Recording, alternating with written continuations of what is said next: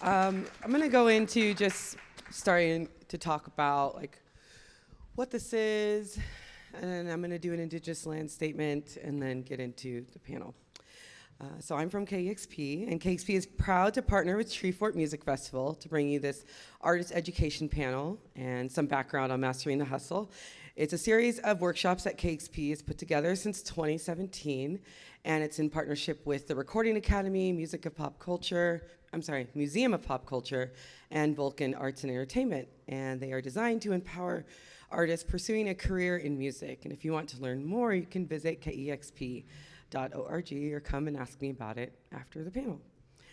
Today's workshop is about touring and mental health, and we just want to have a real dialogue about it. And there's going to be a Q&A to follow the discussion. And I'd like to also speak about the land that we are on and the space that we are in by stating that together we are creating an inclusive environment open to all ages, gender expressions, races, cultures, religions, abilities, and the full expression of oneself. We recognize that we are on the territory of the Shoshone-Bannock people, and we respect the folks who have sacrificed this land so that we can exist as an entity. In support of those diverse communities who have historically been under-invited into our space, hurtful words or actions that support institutional oppression are not welcome.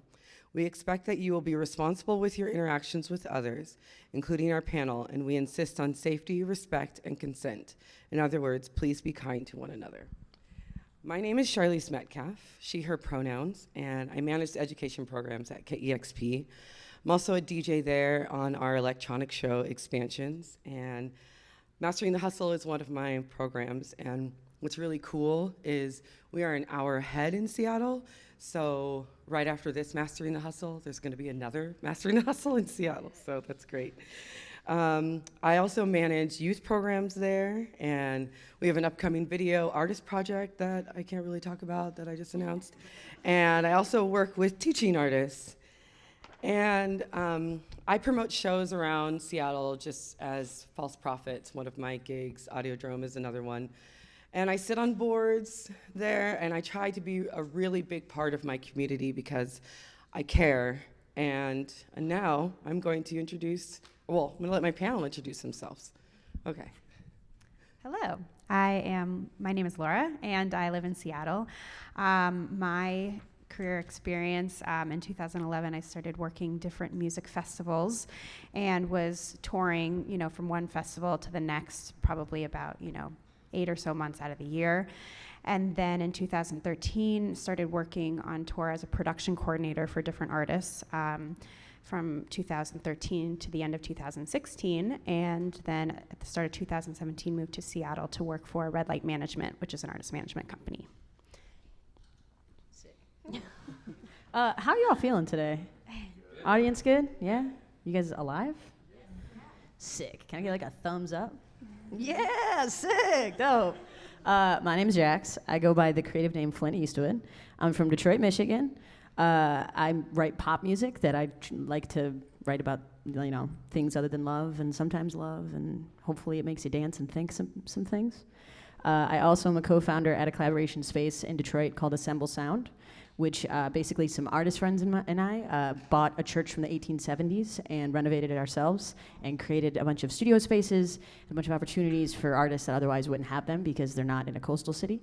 And we have a residency program, about 30 artists. We offer education programs, a bunch of resources, things like that. And we're basically we're just trying to figure it out, just like everybody else. You guys are both rad, by the way. My name is Terra Lopez. I sing in a project called Rituals of Mine. I'm also a music publicist for Terrorbird Media. And I started last year Bitchwave, which is a queer artists of color collective, pretty much.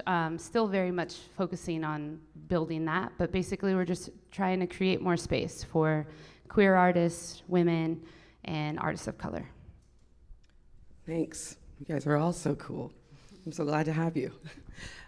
So for today's panel, we just want to provide tools and resources that you can immediately apply in a positive way And we just want to explore the best ways to take care of yourself on the road and have a candid conversation about those challenges and what you might have faced, and also just have an open discussion. I want to say that I am the moderator. I've never been on tour. And I have a lot of friends who have gone on tour, and I talk to them and hear about things that they go through. So I am here to lead the conversation, and these are the experts. So I've over-prepared for this panel, and my next thing. Oh yeah, questions. We're gonna start with questions. Well, my first thing that I wanna do is I really wanna create a sense of community. So I know you're probably sitting by somebody that you know, but turn around and say hi to somebody that you don't know.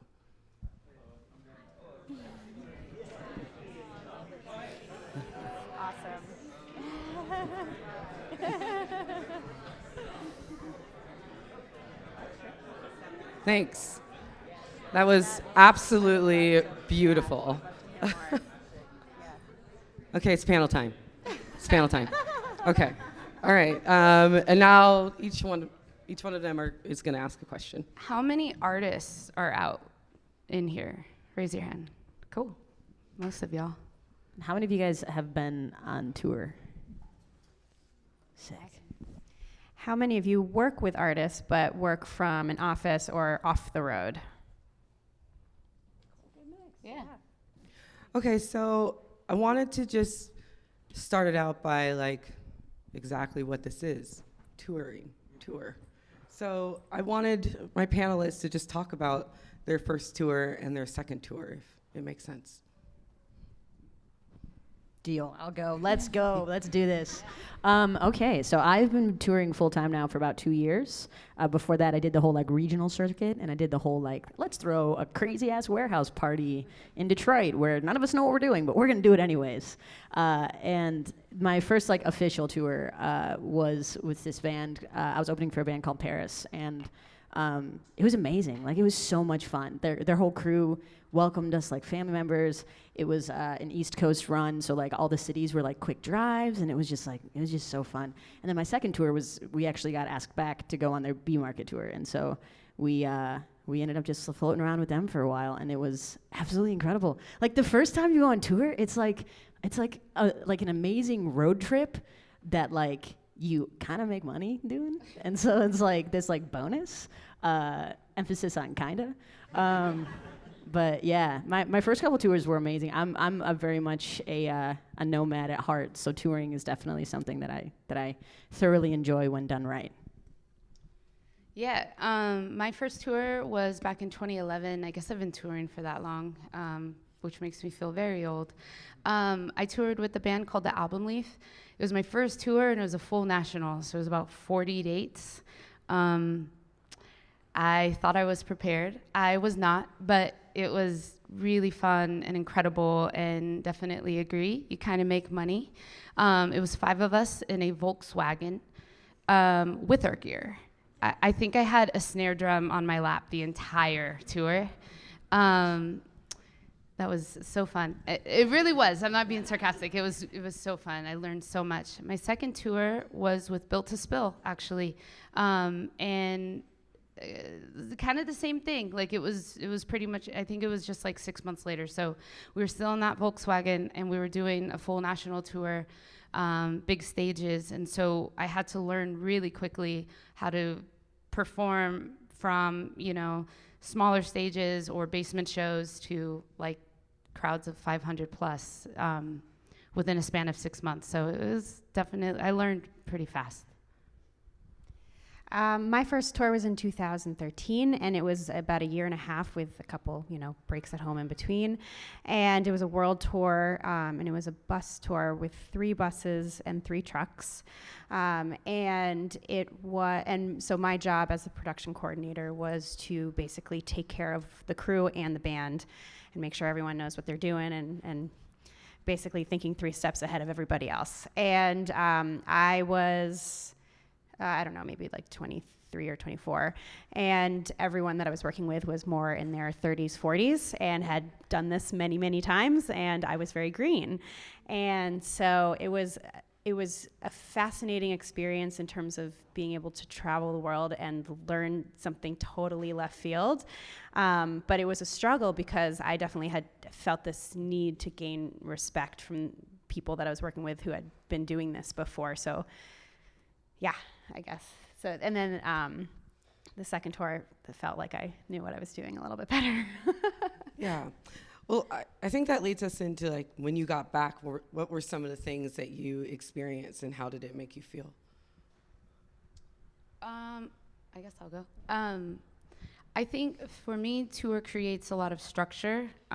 Whether you like it or not, you're forced to be somewhere, and you're also around people, which, coming off of tour, it felt very weird to not have, your touring family around you, and it felt very strange not to have every hour of your day planned out. And so I didn't know that was going to affect me as much as it did, and so I really had to figure that out real fast. And also a lot of my friends at the time weren't touring, so I really didn't know how to talk to them or even express how I was feeling. But yeah, it felt very isolating and very strange to come off of, traveling for 30, 40 plus days to come back home and work your day job. Yeah, I had the exact experience. I felt like I was living two different worlds. It got to a point where I felt like I had my tour world and my home world, and they were exact opposites, whether it was my sleeping pattern, my eating pattern, how I socialized, what I was talking about with people, what my day was consumed with. And it was the same thing. You have every hour planned out when you're on tour, and then you come home and you have nothing to do but your personal to-dos. And I found that even though I had a close network in my hometown of friends, I started just having just the same conversations over and over with them, where it was, where did you just come from? Where are you going next? How long are you in town for? And it just got old. And it was hard to your home life is moving on while you're on tour, but your tour life stops when you all stop, so you kind of pick up where you left off when you go back on tour with your tour family. But then when you go home, all these worlds have been continuing on without you, so you have to kind of reintegrate back into it. And then by the time you've done that, you leave again. And so that just became a little bit of a challenge. Yeah, I basically felt the same thing that you guys were feeling, of just after the first couple tours, I was like, yeah, this is great. I'm gonna keep going this energy at home. And that's just a recipe to getting burned the fuck out. Yeah. And so I would just come home and go straight into the studio and start writing. And I'm fortunate enough to be in a space where I'm around other artists all the time. So I'm like, well, I don't have anything to work on with Flint Eastwood, so I'll go to this other project that's in the room next to me and I'll see what they need. And I just masked that need of rest until my third tour in, and then after it just all hit me at once. And I'm like, oh shit, this is actually if I don't pay attention and rest, then I just get really tired and lonely. And kind of what you were saying about the conversations being the same. Oh my God. It's the same thing. And I get it. People want to be interested in your life. Coming from a place like Detroit, where it's just a very consistent city, it's everyone just has their 9 to 5, goes home, watches Netflix, and hangs out with their dog, which no shade on that life. I'm craving that life right now. But it's very hard to go back into a scenario that's extremely slow. And it's very humbling. It can be a really good thing if you let it be, but if you're not on top of it, it can definitely turn into something where it's just completely isolating and you feel like you're the only person that's feeling what you're feeling. Do you think your friends and family noticed your the different types of structure that you were going through, your tour structure life and your home life, and also just having those same conversations? Of course they want to be interested in your life, but are they aware of what these two different worlds are like? I think there's a certain amount of, sorry, I just jumped into it. I'm on this, man. Do it. I think there's a certain amount of expectancy when you're an artist that you're living your dream. Yeah. This is dope. I can't believe you're doing it. You're doing it. Yeah. And what they don't realize is that touring after a while feels like you're in prison. It's you only see a hotel room and a gas station and a venue, especially if you're touring in the wintertime, because you can't really walk anywhere. And unless you're on like a bus, then you get to like do stuff. But if you're in a van, like you're confined to a space, and it's extremely lonely and it's extremely grueling, again, if you're not taking care of things. And so when you come back, they just assume that you're doing great and it's a high and you need rest, but really you need the opposite. Like you need people around and you need to be involved in something that has nothing to do with touring and no conversations around touring, you know? I think family members and people around can definitely be a little oblivious to it, but they don't know unless you don't tell them. Yeah. Totally. Yep. Nailed it. Cool. Thanks, guys. I have nothing else to I add. love the support. Yes. Laura, we talked off the mic, and one of the things about your job that I thought was really interesting is you had to be the first person to wake up and the first person to go to bed. Last person to go. I'm sorry. The last person. Yeah, sorry. And you had to take care of everyone else before you were taking care of yourself. Can you just talk a little bit about that? Sure. So a lot of time when we would arrive to a venue, I would, make sure that I was the first off the bus and meeting with the promoter or, the venue rep to just, get a lay of the land, make sure that food is up, make sure that dressing rooms are set. And that often came before I brushed my teeth or like put on a decent pair of clothing, and then, people would be coming through and start asking questions, and I just would need to know that I knew the answers to everything before people started kind of waking up and doing their day. And then at the end of the night, it was the same thing. People are packing up the truck and getting ready for bed, and we're on a time schedule because we've got like an 8-hour drive to our next load in, and so we have to leave on time.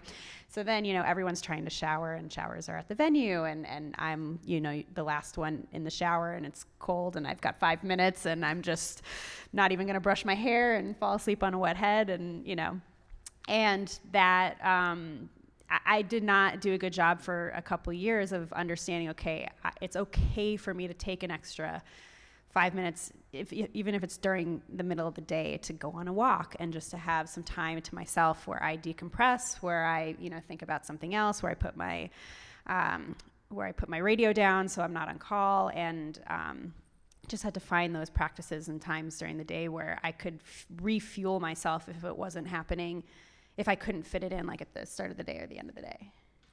So, Jax and Terra, when you hear Laura's story, and just from her job perspective, you two being artists, were there things that happened on tour that you felt like you were forgetting about yourself that you were doing for other people? Yeah, all the time. Over the last 3 years of touring, I also work full-time as a publicist, so I never take time off. So if I'm not on stage, I'm checking emails and working for other artists. And the first 2 years of doing that pretty much I was doing the same thing. I was putting everyone else before me because I wanted to do a good job and I didn't want to let anyone else down. But I was also realizing, like, why am I feeling so burnt out? Why can't I have a conversation after I play? Like, I was feeling pretty just completely drained. And so, yeah, that's definitely been more of a priority over the last it's new, it's very recent, of like kind of making sure that I'm putting myself first in some situations, and definitely like taking time to brush my teeth or take a shower or do vocal warm-ups, because that's kind of like meditation for me, and that it's okay. Those emails will still be there. It's all right. And I think for me, my project is like technically a solo project, so it's like just me. I just like have a different name, yeah? It's like a costume, it's fun.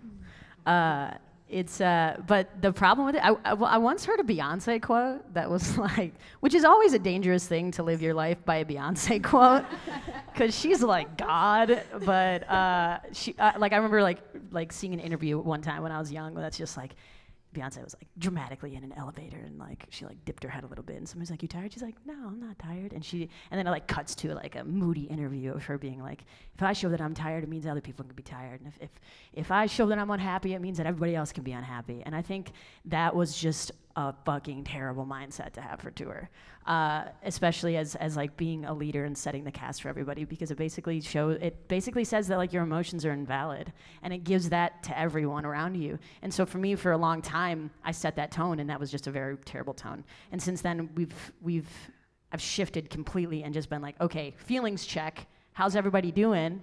What are some highs and lows? Let's have a ridiculous amount of communication and be honest about our feelings. So if you're feeling lonely, let me know. If you're feeling sad, let's say it. Like, let's be honest. Awesome. Yeah, like I force, well, not force, my bandmate's awesome, but over the last couple of tours, every single morning, we'll wake up, we'll grab coffee, and we'll check in with each other. I think it's really easy when you're on tour to just fall into the routine and just like see, like, check off the things that need to be done. But it's so important to check in and just make sure, like, are you good? Or I'm not good, let's talk about it. I think having that safe space, whether it's in the van or, at the hotel or wherever you're at, every morning is crucial. It's kind of interesting too, because when you're back home, you get like different validation and different like needs met through multiple relationships. But when you're touring, it's like the time schedule is like everyone's at work from 9 to 5, but that's whenever you're free. And then at night, you have no one to talk to. So the people that you're touring with are the ones that kind of you have to use as like a substitution for what you're not being able to get at home anymore. And so if you're not communicating, if you're not checking it, like those conversations are great. Like, yes, okay, get it done. Like, you gotta check in. And even, that's just like a human thing. Like, communicate in your relationships, I think the other thing too to think about from the manager's point of view, for those who are in that seat, to check in with your artist, your client, and to when you're routing the tour, is 3 days does that 3 days in a row, does that feel good? 4 days in a row, is that too much? 5 days, are we pushing it? Especially for a vocalist who is really actively using their voice, several days in a row. That's a lot of strain, which then in turn can be difficult for the upcoming shows. And just having that open dialogue with your client to really understand what their needs are and really, build a tour that caters to that is very important. One of the things that we all talked about was who we should surround ourselves with, and especially when you're on tour, it's really, really important to make sure that you're surrounded by people who are aligned with how you want to be, developing habits. Laura, you talked about norms that can be created on the road. Can we just kind of go into that a little bit? So I think it was my first, if not my second night on tour, and it was on the bus, and probably like 1 a.m. after loadout, we're driving to the next place, and one of the crew guys is pouring some wine, and he asks me if I want a glass of wine, and I say, sure, that sounds great. And he poured me a full solo cup with wine to the brim. And I looked at him like, this is a little bit more than a cup. And he's like, you'll get used to this. And for that particular tour, it was actually a norm to be, at least for certain people on the crew, to be drinking that amount every night. And then it becomes something that you just see, and it feels normal because it's what your community norm is. And then, my second tour happened to be, they weren't really drinkers, but they were more smokers. So the norm at the end of the night was, to chill. But that was like the normal, routine. And so identifying every community kind of builds what those norms are. If it's partying, if it's sleeping, whatever the thing is, if it's eating healthy, if it's eating a ton of pizza, there's all different things that kind of develop on the road. And so just always thinking for yourself, like what would I like to do for myself, and allowing yourself to say no to something that you're not interested in, or to take a night off, or you're not missing out, recognizing that you're not missing out on the tour experience if you don't participate in something, I guess. Yeah, I think it's also super crucial to make sure that you're surrounding yourself with like-minded individuals, whether that's your crew, tour manager, your LDs, hopefully your bandmates as well. because I think, you have to have that support system, and hopefully everyone is on the same page with like, all right, this tour, we're not going to drink, or we're not going to party a lot, or we're going to do this and be positive. I know for me that's been huge in finding individuals that have the same goals as I do, and so we're able to maintain a healthy lifestyle while we're on tour. That's been crucial for me.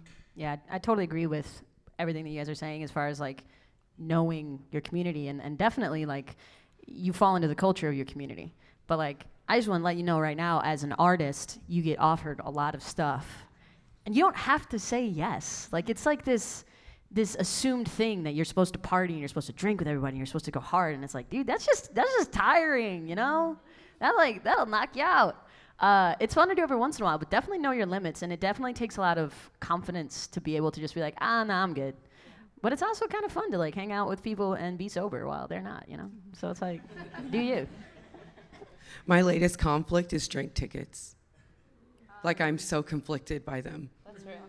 Like, In what sometimes I way? feel like they're handing me drugs. Yeah. And then sometimes I'm like, yeah, I'm so into it. But drink tickets are just kind of just a weird idea to me. They're like, Yeah. here you go. And then I have 4, and then I have to go to work tomorrow. It's like, Well, it's also an Yeah. interesting thing because drink tickets are like, they're not the actual thing, but they're a tool. So it's up to you Yeah. whether or not you use that tool. Right. I'm like, yeah, some nights it's fucking hard to say no to that tool, but you can definitely say no. yes. But it's valid though. I feel you. I wanted to talk about a term that I had never heard before I start talking to you all, which is post-tour blues. It's real. Yeah. So real. So real. Yeah. Oh my god! And side note, the term post-tour blues is like, it's like I feel like it feeds into this like weird romanticized like thing of like, oh, artists, they're all like floating and whatever. It's like, it's not blues. It's like straight up fucking depression. Like, let's call it what it is. Yeah. That thing, it's heavy, and it hits every single artist. I kind of think of tour in a way, for those who've been to summer camp or, did any of that type of community stuff when you were younger or now. It's just, you build a community so fast because you're living together. You're seeing each other at your highs, your lows, when you have energy, when you don't have energy. And it is, your entire world. And then you step away from that. And it's like, oh, who do I belong with? Who am I when I stand alone? And so that those kind of things just kind of come up after, when you step away from the high energy of the road. Yeah, it's really hard. I think, kind of just to echo what y'all both said, is you're with, your touring family for 30, 40, 50 plus days sometimes, and you have that structure like I was talking about. And yeah, you're seeing each other at your highs and you're seeing each other at your lows, and you're going through all of the same exact experiences. So and also you feel like you're living your purpose when you're on tour. At least I do. I feel like I am doing what I was born to do. So to be able to do that every single night, and then to come off the road, and I work a job that I love, but it's still not the same. And then to kind of, be around folks who weren't there for any of that is really difficult. It's hard to express and articulate exactly how you're feeling, even with fellow artists sometimes. So it's very real, and I don't think we talk about it enough. And when I do talk about it with friends or fellow artists, they're so relieved because everyone wants to talk about it. Everyone wants to, know that, oh, okay, it's not just me feeling this way. Do any of you remember the first time that you experienced it and had to talk about it? I think, Or tried to find a way to talk about it, because it is hard to talk about. I didn't know what it was. Yeah. So I thought I thought I was like really weird. It felt very alien. I didn't even know how to talk about it to my partner at the time. I was just like depressed and in a weird mood, and didn't really find much fulfilling like outside of that. But I didn't know that is what it was at the time. I had the exact same experience to a T. Yeah. It's just this funny thing that kind of, you feel like something just ended, like something huge just ended. And it's you can't really talk about it with anyone because no one in your home life, or I felt that I couldn't talk about it with anyone because my friends at home and my family, they just hadn't experienced that. So they didn't, I could only say so much, and they could only try to, empathize with me so much, but to actually feel what I was feeling, there was that disconnect. And yeah. I think from my experience, I was fortunate enough to have my 2 older brothers toured in a band. They were signed and did their whole thing for 4 years. And so they kind of prepared me for it, but I had this cocky mindset of I'm not gonna get sad. Sadness doesn't affect me. And I was wrong. And then it was at that shame of people coming home, because it's just so strange when you come home and you feel especially if it's a tour that maybe didn't do as well as you were expecting, and people are oh, you're killing it doing the dream, just that conversation again, and then it just kind of puts you farther back. But the first time that I really felt it really wasn't until this last year, and I felt it and then had to go on tour again. And then when I got back from tour, I was okay, I gotta get a fucking therapist. This is something that needs to happen. And that honestly has been a huge help. Every time I get off tour, the first day that I'm home, I go and see a therapist. And that's been huge in helping me to get back into the mindset of oh, I'm home now. Home, whatever home is when you're touring. Were you able to talk about it with your bandmates? Did they experience it as well? Yeah. Yeah. Definitely. Open communication, it's a key thing. Yeah. It's so vital, so vital, as awkward and uncomfortable as it is sometimes. But I will say that I definitely worked with a lot of people who didn't want to admit to it. They definitely didn't deal with it on a psychological level in the same way that I was craving to. So they'd be oh, but just kind of brush it off or be a little jaded by it, or some excuse that made it oh, it's not a big deal. So then I ended up actually feeling a little isolated because I didn't feel like I could have that open dialogue around it. Yeah, I can only imagine if your bandmate isn't admitting to it and you are aware of it and you're taking that on. That seems really heavy, especially when you're on tour. I can't imagine dealing with that. Yeah, it can be a heavy scenario. Anytime you put many human beings in a very confined space, it's going to be a little risky.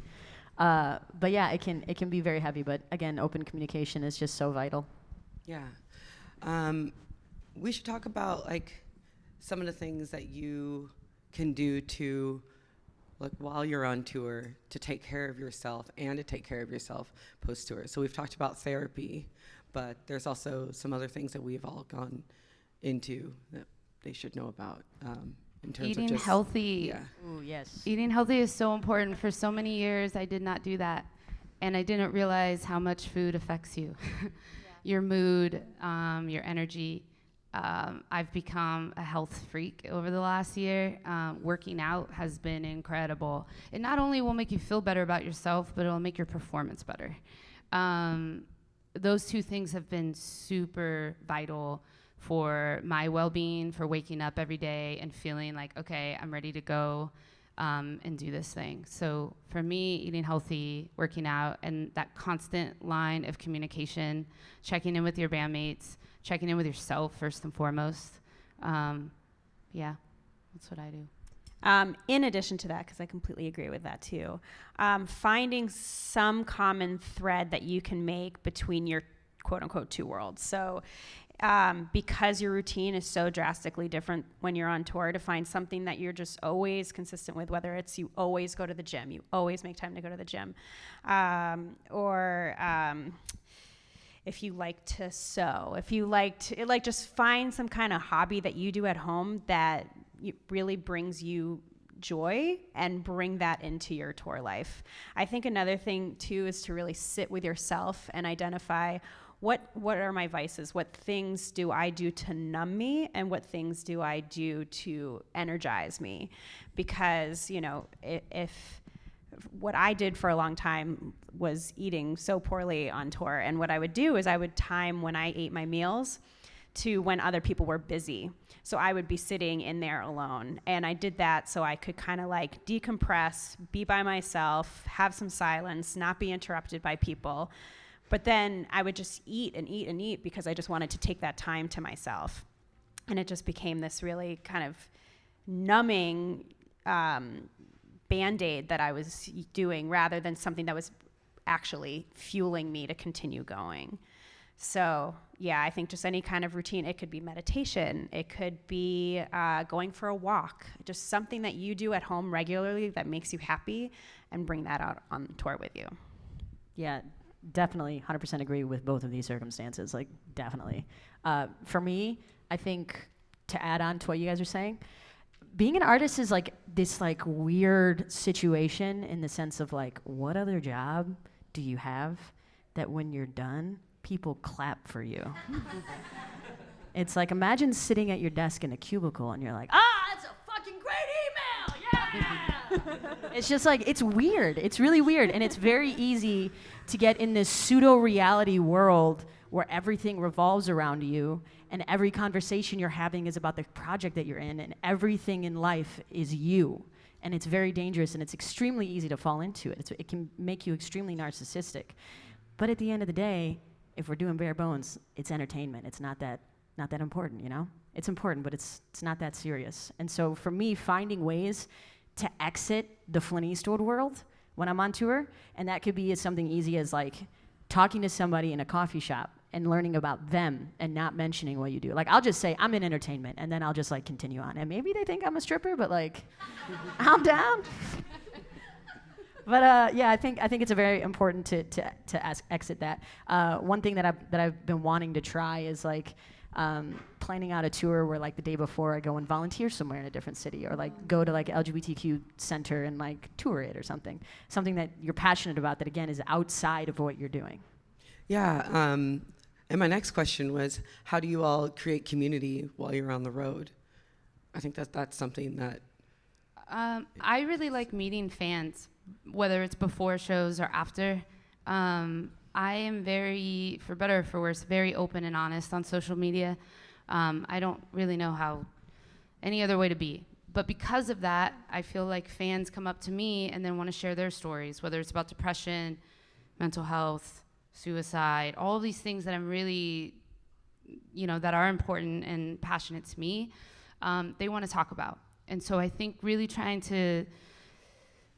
that's super important to me, trying to create a community that feels safe at shows with each other. And yeah, so I just try to do as many like sidewalk meetups as I can, whether it's on days off or before the show.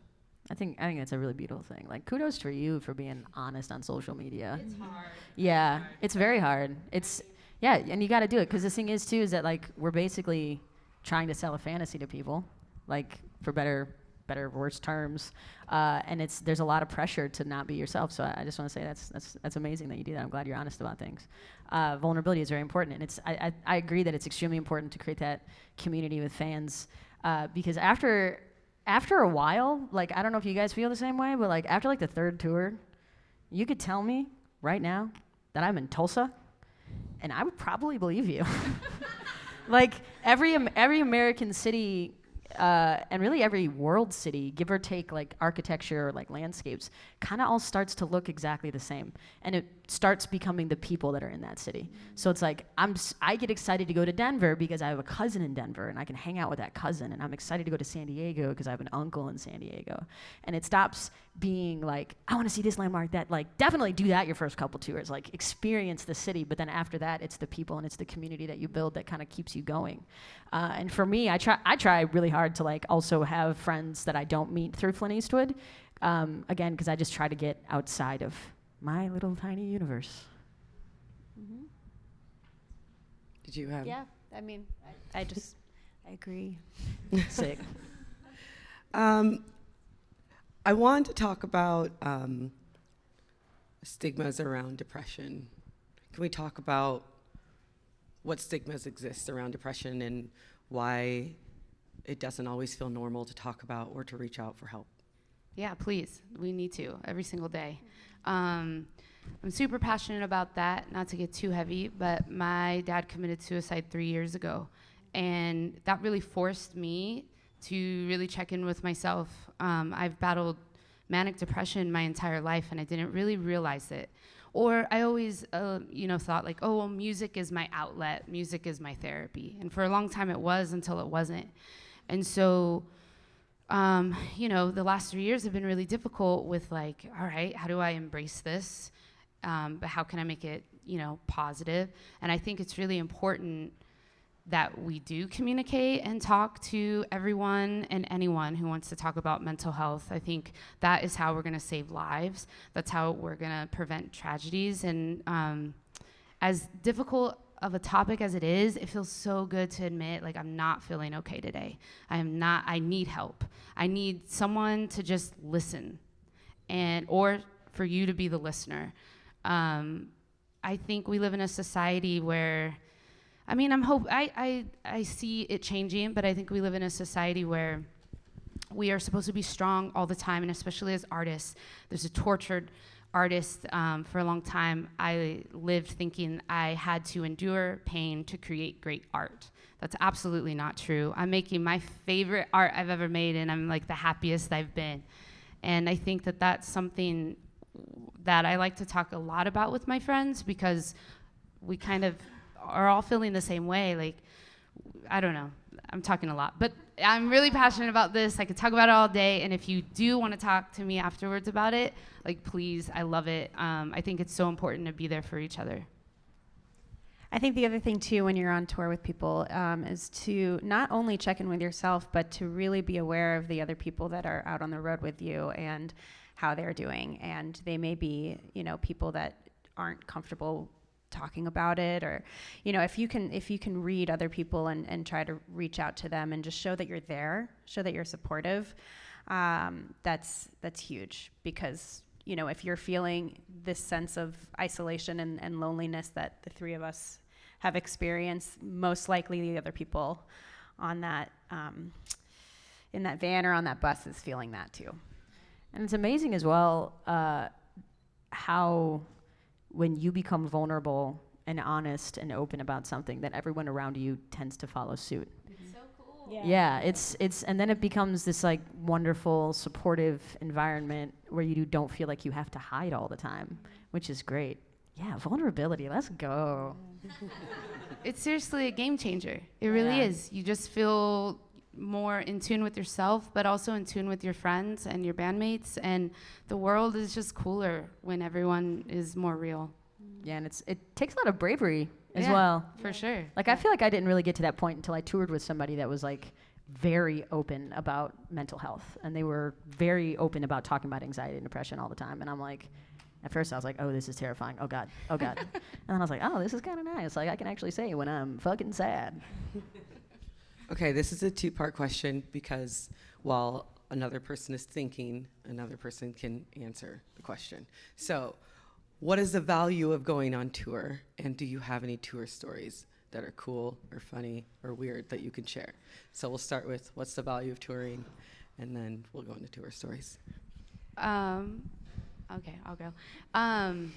I have had some of the most life-altering, life-affirming experiences on the road. Again, for me, I'm sure you feel the same way. You're living your purpose every single day. I'm a total introvert when I'm not on the road, so it forces me to engage with strangers, and I find that to be so life-affirming. It is amazing. The concept of talking to another person is incredible. So for me, that's the most valuable aspect of touring, is just the sense of community that you get. We've talked about that a lot, but also feeling like, you're expressing yourself every single night, and that in itself is amazing. It's very fulfilling. Tour is awesome.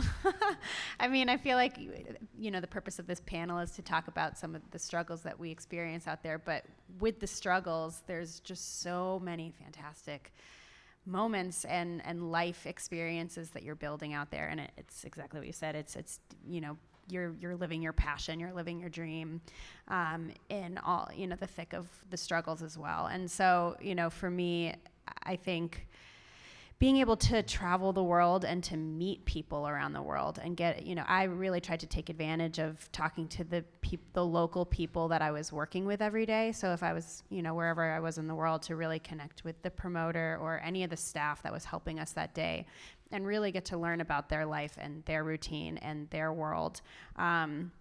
Even, hanging out with like the bus driver in the morning. If we're still driving, I would sit up front and just, kind of talk and watch us drive around, and just taking advantage of talking to different people around the world was very special. Yeah, touring's fun. Like, don't get it twisted. Like, it's a great time. It's a road trip with your friends that the expenses are usually paid for. And it's an adventure. It's all the things that you ladies were saying too. It's a great time. I mean, that's what it makes it worth it. Like, you're willing to fucking drive like 8 hours a day to go to a different city every day because it's so much fun. Stories from the road? Oh man, so many.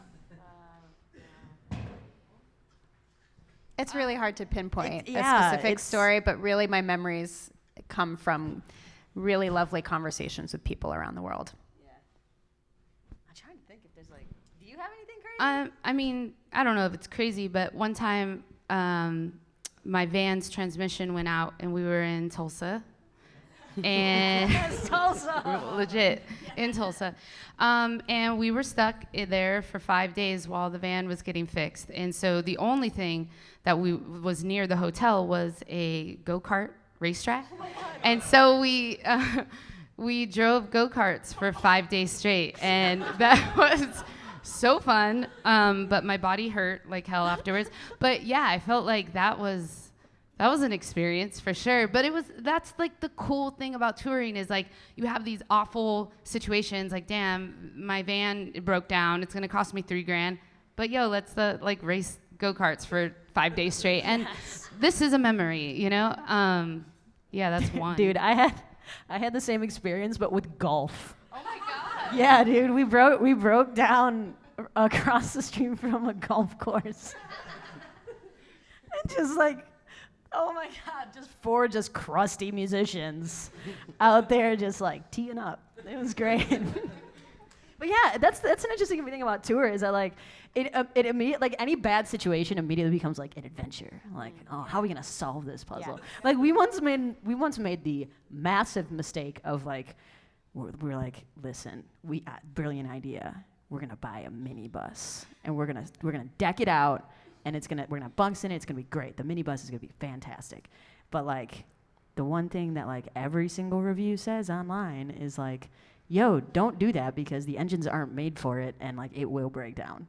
And so we had an entire tour where just like shit would hit the fan and like it just broke down the entire time. But every single time it was like this challenge of like my tour manager Ryan would be like, where is Ryan gonna hitchhike to today? Because it would just be in like East Jesus nowhere and he would just like get it. Oh my God. And there was one time outside of Denver that he like got in with this guy and the guy was just like, he was just like feeling himself that day. And he was driving, no joke, like 90 miles an hour, weaving in and out of cars where it was supposed to be an hour and a half drive. He got there in 50 minutes.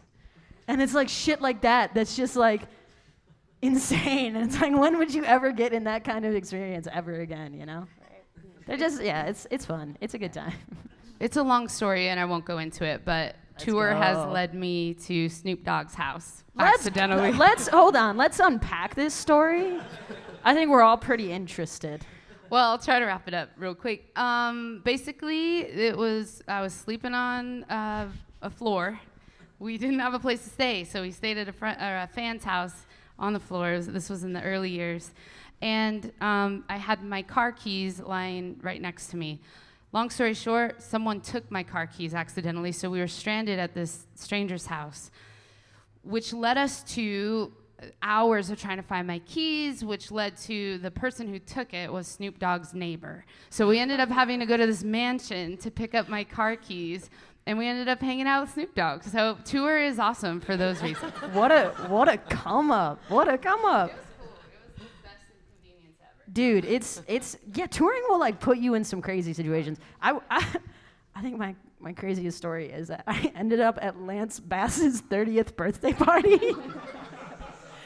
And I'm like, what? Personally, more of a Spice Girls type fan myself. But like, yeah, it's just stuff like that where you just like stumble in these situations. That's just, what? Can we just get like a review of like, what's Snoop Dogg like? Incredible. Everything that you would think. Is he the same in person as he is everywhere else? Absolutely. Oh my God, perfect. So any advice for mental preparedness for tour mental preparedness? I think the other thing too, in terms of like, when you're trying to implement your personal routines on tour, is to plan ahead. So like look at your schedule for the week or the month, however far ahead you want to look, and actually pencil in when you're going to go for a run, when you're going to make a phone call to talk to your partner or your friend. The best that you can actually like schedule it in makes it more tangible, so you won't be like, oh, I'm too tired, or I'm too busy, I can't get to it. So preparing, schedule in your mental health time in your days. Yeah, pretty much. Scheduling out and being honest with yourself. Yeah.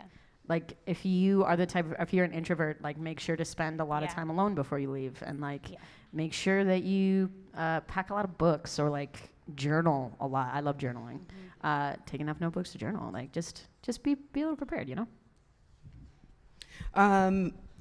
Do any of you know of any like social media groups that people can find out about that talk about like places to stay, or really cheap, healthy food, or mental health resources?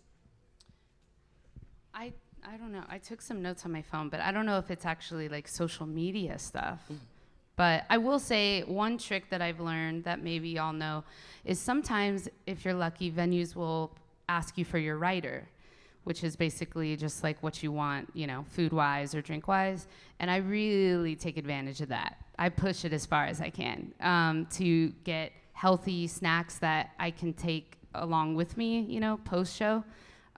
So that's like a great way to eat healthy for free, if you can. Is it cool if I just read a couple of these resources off? In Athens, Georgia, there's a place called Nico Space, I think. It's a suicide prevention center that specializes in depression for musicians. And so if you're on tour or if you're regional, you can stop in. They have free coffee, rehearsal spaces, recording studios. They have a library if you just want to like zone out for a little bit. They basically create these normal settings for musicians to feel comfortable, so that you can feel comfortable enough to ask for help. And it's like $15, but for tour musicians, it's free. So if you're in Georgia, stop there, which is pretty rad. There's also the Wish Art group, which they're working on building programs that will give out mental health resource kits, which have mindfulness applications, access to dietitians, educational materials to mental health treatment options, and mentorship about how to approach the stressors of tour, art production, and scheduling. And you can access that all online, completely for free. So I take advantage of that. And then the UK is awesome. They are doing some incredible things that I feel like the States we need to get it together. But they're offering assistance 24/7, free of charge, with a hotline that provides emotional support, advice, access to counseling, therapy, advice on debt, benefits, and legal issues. And New Zealand just created an initiative where musicians get 6 free therapy sessions with access to future low-income affordable therapy. Not that we're in New Zealand, but I just think that's rad, and I hope that someone here will follow suit. I would also like to bring up Music Cares, which is a division of the Recording Academy, and they are fantastic, and they're an incredible resource that actually does similar things to that. So they've got a hotline that you can call into for mental health. They essentially, it's for anyone that's in the industry. You don't have to be just a touring musician. It can be, if you work in the industry, you qualify for support, for financial support, medical support, or personal support. So that could be, if there's any kind of like natural disaster and you lose your home, or if you get in a car accident and or your equipment is stolen, your gear is stolen, anything like that, they provide support there. If you are dealing with a sickness, or you get hurt and you need to go to the hospital, and it's financially a struggle for you they'll provide support there, and with medications too, and then they definitely have a whole division helping with mental health and addiction, and just any kind of unavoidable emergencies. They kind of step in and help. So they're a great resource, and definitely, good idea to just have their hotline maybe in your back pocket for you or for someone else that you know. We're going to do a Q&A pretty soon, but I do want to just put a spotlight on Jordan Leonard here. He's from the Recording Academy, and if you want to talk to him after all of this about Music Cares, you can. We're really lucky to have him in the crowd. Music Cares is and then a couple of just articles that I wanted to point out. The Black Madonna, she talks about touring and mental health in a Dazed article, and James Blake talks about it in the Rolling Stone. Rolling Stone. It's funny that I said is it Rolling Stone magazine? It's not the Rolling Stone. Right. Rolling Stone. I'm getting like the band mixed up with the magazine. And Fourth Wanderers just put out an article in Noisy magazine, and it's just musicians really talking very real about what they're going through, and I think it was really good for me to read so that I could help relate to some of their stories. So I just wanted to shout that out. Is there anything else that you want the crowd to know as we wrap up this part of the discussion that you think it's important for everyone to know? You are not alone. Yeah. That should be a huge takeaway, because it's so easy to feel lonely. Yeah, and I think we just need to, keep working on being vulnerable and normalize talking about depression and mental health. It needs to become something that we probably should be talking about it every day. I mean, just like our physical health. I don't know why we don't, feel or view it as the same way, but I mean, it's our mind, it's our brain, it's our emotional well-being. It's super important. So, I think just try to incorporate it as much as you can in your daily life, and soon in your community, then it will become a little bit more normalized, and it won't be weird at all. That's, the goal. Yeah, I think verbalizing to your bandmates, your crew, just saying, 5 o'clock is my time to just go on a walk. So just so you know, from 5 to 5:15, I'll be gone and offline, and then we can pick up, after that time. You could just be verbal with people so they know that you're taking your time. I think that's totally valid to do and helpful. And if you need a hug, just ask for a hug. That's one thing that people don't realize on tour, that it's hard. You're usually away from a partner, and it's that could just get into a dangerous vice if you're just looking for that in the wrong places. And it's if you need your bandmate to give you a hug, just hug it out for 5 minutes. It helps. And I just want to say that we all love music, and we're all connected through music, and we are a greater community with loving music. So I just wanted to say that. So we're going to do Q&A now. Okay, there's a microphone coming. Hi, I just want to say that was amazing. Thanks so much. I'm Claire. I'm a music manager, and I'm also a psychiatric nurse, so this is something that's really dear to my heart. And I just want to, rather than a question, I just wanted to kind of point out too that I think it's really important for managers and tour managers and the support crew for a band to upskill themselves as much as possible in terms of looking at illnesses and what musicians and everybody can develop. I manage a young band, and they have developed all kinds of symptoms over the last few years that they had no idea what it was. Panic attacks, anxiety, depression, addictions, and they were just struggling, and the rest of the bandmates thought that they weren't pulling their weight, and all of that stuff. And it wasn't until I kind of pushed a little bit further that I found out that one of the band members was having extreme panic attacks. And I think the important thing to recognise is that this can impact so much on the rest of the band, the future of the band. 2 of the band members at various times wanted to leave because of their mental health. And I think that we have a responsibility to upskill and understand what symptoms are and how to get help for those people very quickly. because things can spiral out of control really quickly. And I'm not sure about this country in terms of what availability of resources there are to upskill. But I know in Australia it's a very, and the UK and New Zealand, there's a big push for managers and other members of the support crew to be able to workshop what to look for. So yeah, take it very seriously is my advice. Thanks for that. Thanks so much, guys. Yeah. And if anybody wants to ask me afterwards any questions as well, I'm here. One note too that kind of we were talking about, or you brought up before we started, was just like the idea of like management being very aware of everything, kind of what you were saying as well. And like as an artist, like make sure that your team members around you give a shit about you. Like names are nice and like association is nice, but if you're surrounded by people that just want to push you and push you and push you until they make all the money that they can make and then leave, it's not worth it. Like you need to find somebody that's there for the long haul, because it's very easy to fall into that trap. You just got to pay attention to the red flags early on.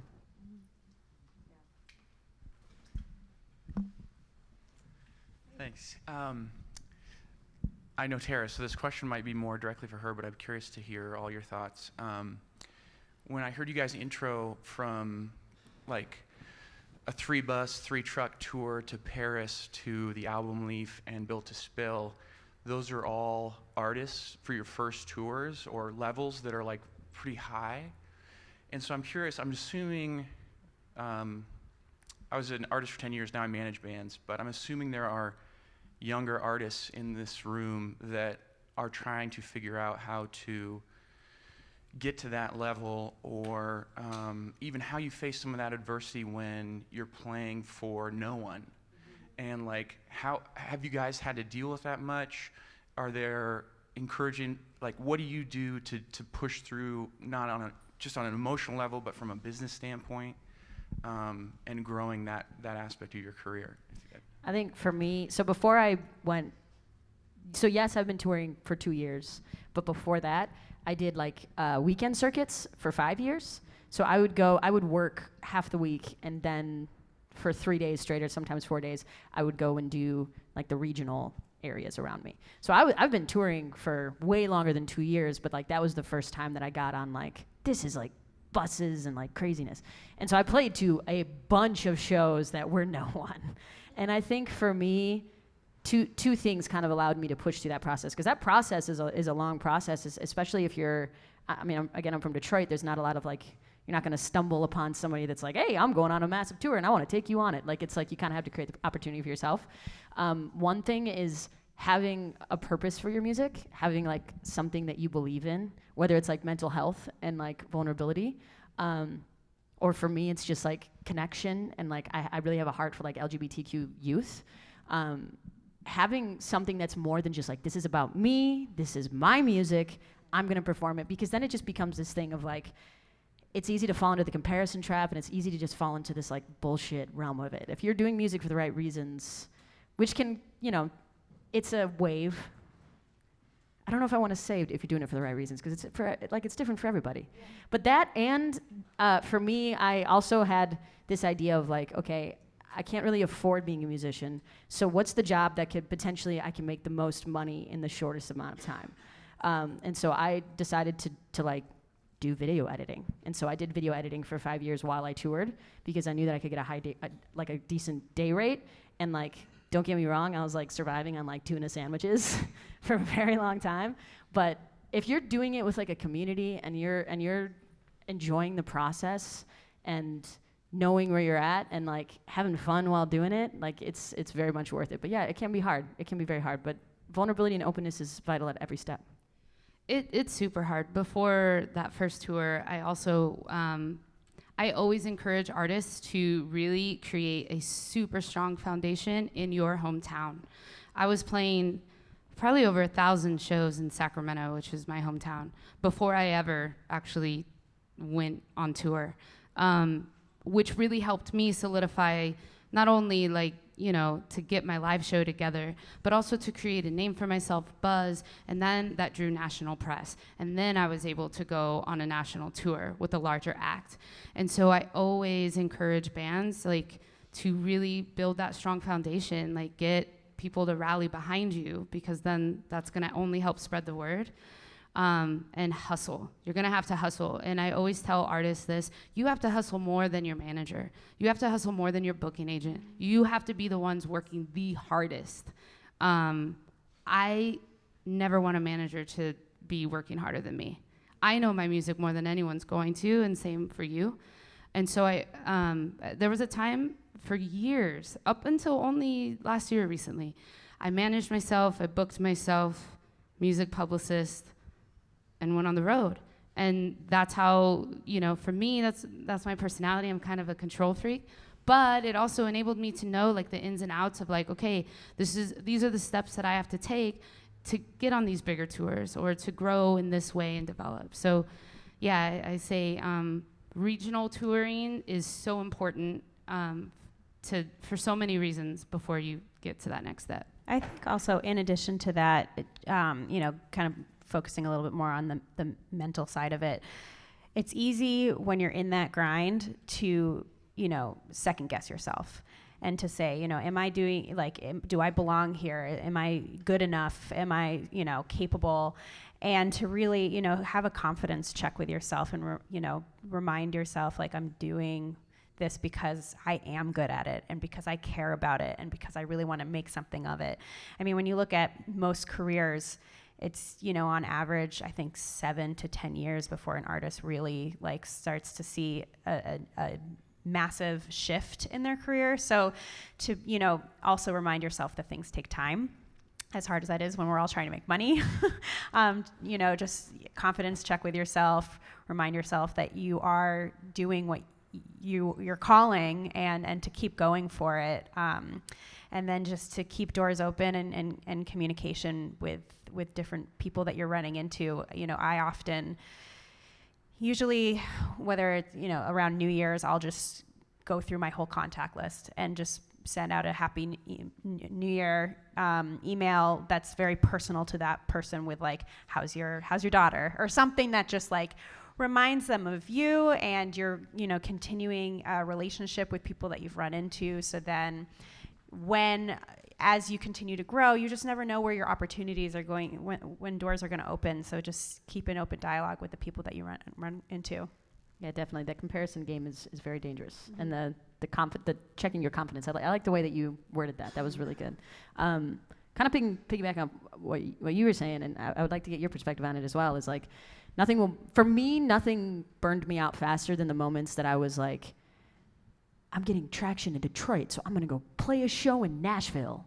And it's like, no one in Nashville knows who I am. No one cares.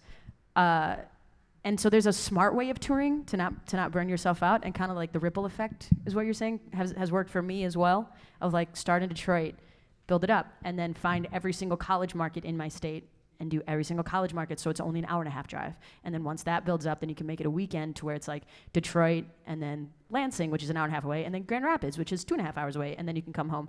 So it's not like these grueling long drives every single day where you're playing to absolutely no one. Because again, that can be a lot on your mental health, a lot. Absolutely. Yeah. Sick. Thank you for the affirmation. That feels nice. I can't talk too loudly because I lost my voice from South by. And I have to sing tonight. We'll see. Fingers crossed. Thank you. And then you, Terra. I run Low Flux Media in Seattle, so I've sent you an email before. So I'm a musician, and I represent bands. And so you're the first person actually I've ever heard who, well, I don't know how to stop. So what we do when we tour, we've downsized to a duo, and it's a little weird, but we go camping a lot. And I would have to say there's nothing better, especially after getting sick at South by, to wake up in the middle of a canyon because my partner and my bandmate drove me there. So that's just an option I wanted to throw out to people, is if you can manage a little bit of time. State parks are cheap. They have showers. They're like Burning Man for suburbanites. So they're kind of a kick in the pants. So if we go to LA, we take a break at Carlsbad and we go surfing. Then we go play shows in San Diego and back and forth. So anyway, just wanted to put that out there. But thank you all. I really appreciate it, because we forget we're alone. That we're not alone, rather, as a couple, and we have to do these extra check-ins to keep our partnership alive, which also happens to be a marriage. So, anyway, That's it. Nothing more. Go camping, everybody. Try it. All right. Can I have a time check? 15. Okay. I want to leave networking time, so maybe a couple more questions and then hangout time. Thank you guys so much. I feel like I'm kind of blown away by how amazing all of you are. I could ask a million questions, but I own a venue and I'm opening a second one, and we do like 200 shows a year, and 80% of the people that come through the door are so kind and amazing, but there's 20% that I can just tell are burnt out, maybe have been kind of abused by the industry or specifically by venues. And we're like a husband-wife owned venue. All of our staff are musicians. It's like a family, and it's the best crew. But I just am curious, like on a crew perspective, because tour managers are the ones that we tend to have the most trouble with. Is there anything we can do to like put them at ease? You know, just like coming right in. I think they realize through the night that they're safe, but like we have a lot of people that come in just like so powered up that tend to be really challenging through the evening, and we want to have an environment where everyone can feel a bit of respite from the road and like have an amazing experience. So I guess if you have any insight of how to foster that for those people that maybe are having a hard time on tour. That's an awesome question. Yeah. I always feel more at ease when there's women working in a venue. It immediately just like sets the tone, and like I'm able to like breathe a little bit, you know? And I think really just, I mean, I'm sure we've all been through it. I've been through it all. I've been, you know, like almost getting into like fights with staff because they're so disrespectful. And so I think just really creating like I don't know, just caring. It's so simple, but like really like greeting the bands with warmth and kindness, and food always helps. And, you know, non-alcoholic drinks are awesome. Iced coffee is always great. I mean, just like creating an environment that's like, you're welcome. We actually care. We actually know who you are, and we're so stoked to have you. You'd be so surprised that, like, I think. What about female staff members dealing with difficult men? Oh God, yeah, of course. It happens all the time. Right. That's Some so people are difficult. just assholes. It's really difficult. Well, I'm abrasive, and I will absolutely check a guy if they're disrespectful to me. Oh, it's my favorite thing. You know, I don't know, everyone like handles their stuff differently. I actually have an art exhibit called This Is What It Feels Like that actually puts men on the receiving end of harassment. And so I like to be abrasive with that kind of stuff. But everyone deals with stuff differently.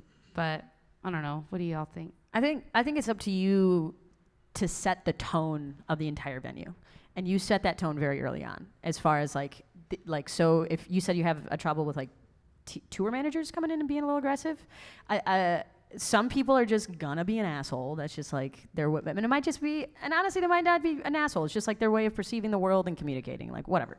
But one thing that you can kind of do to maybe offset that is like, I don't know how you do, like in your email responses, like make sure you're on time with things, and like make sure it's like you're considering making sure they know that their rider is going to be there. It also sets the tone when you arrive at a venue of like, do they have a green room that's soundproof and away from everything, to where it like, do they, that to me shows that they care about an artist.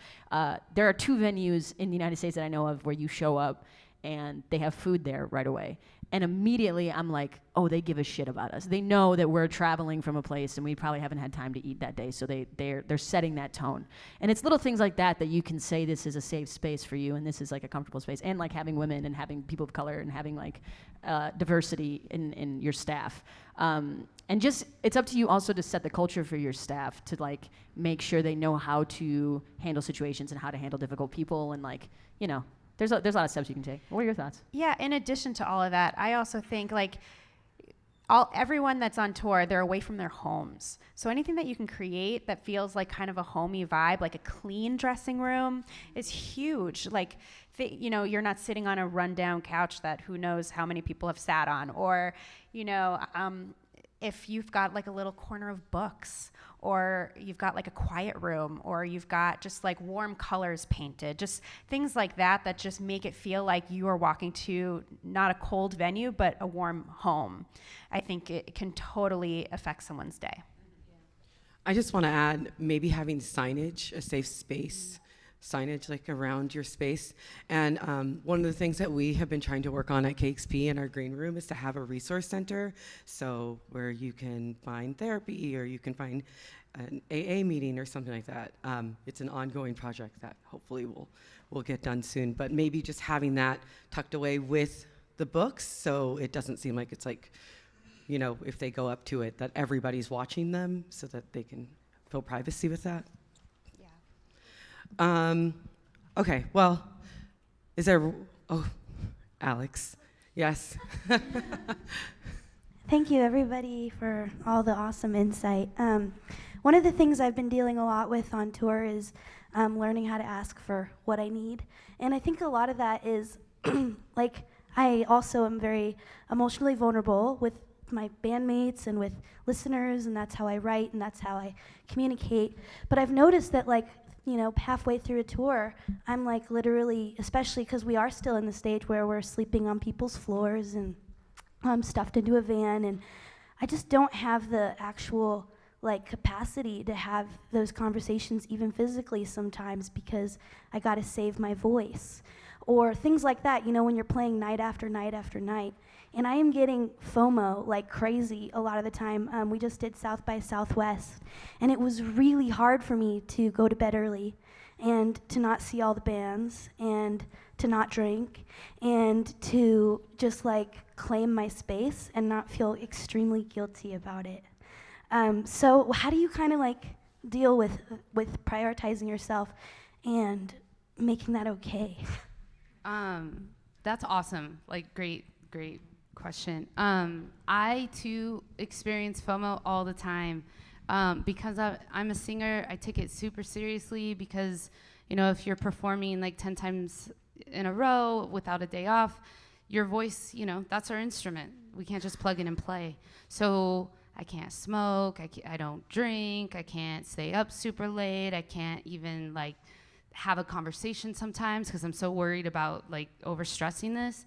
And so it is really difficult. You definitely do miss out on conversations and experiences. But for me, I just kind of look at it as, all right, this is a job. As much fun as it is, this is like my focus. And I will have these experiences. They will come. Maybe not tonight at like 2 a.m, but they will come. So for me, it's just really trying to stay focused on like what you're here for, what you're meant to do. And yeah, it's not a fun answer. My touring is very boring, because I'm just like, I'm not drinking, I'm not smoking, I'm not staying up late. But I'm able to have that energy on stage and like bring it every night. And that, to me, that's my priority, I guess. I like what you said about sidewalk conversations too. Yeah. Outside the venue, you don't have to talk over it. That's the biggest thing, like talking in a loud bar or like stressing your voice out in a venue, but like stepping outside and also just getting some sunlight and like talking to a few fans, like that's so fun. Yeah, you kind of have to sometimes switch your perspective of like what fun is, because I think a lot of the times, at least in American culture, it's like everything's centered around like, if you want to hang out with your friends, you're going to go to a brewery or you're going to go to a bar, at least in the Midwest. I don't know. I can't speak for everybody. But like it's very much centered around that kind of mentality. But like, it's so much fun to go on a hike in the morning, and it's so much fun to like do stuff when the sun is shining. You just got to switch your perspective a little bit, because and you also have to realize that if you're touring, odds are you're probably going to go to that city again, and you don't want to be lazy with it. But like also, it's like you don't have to see everything all at once. Like, doesn't have to be the grand finale every time. Just like let off a firework here and there. I think also too, in the moments where you need to remove yourself and do your own thing, just try to fill that time with something that excites you. So you're not feeling like you're missing out on something. So, you know, it could be, even if it's like you have to go to bed, maybe bring a candle with you or something that just makes it kind of like, you know, like dreamy and zen or something bath that bombs. just, bath bomb, like bring bath bombs with you for your hotel. Oh my God. Yeah, like things like that where like you don't have to feel guilty because you're doing something else that's super fun too for you. Definitely. Also museums. I don't know, but like I love museums. Like I try to go to art museums during the day, and it's great because a lot of times you can find one that's free. Like, come on. My friend Elise out here, who's working with Pedro the Lion, you told me the story about how he knows people in coffee shops around the country. Yeah, did you say that?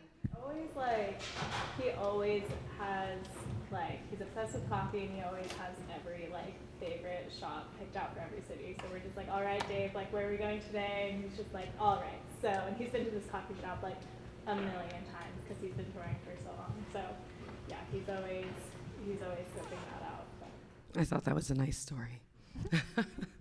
Okay, well, I think we're at an end. But I just want to thank everyone for taking the time out to come here to listen to them, to us, and also taking time for yourself to think about this kind of thing so that we can normalize it and make it okay to talk about. So thank you very much. Thank you.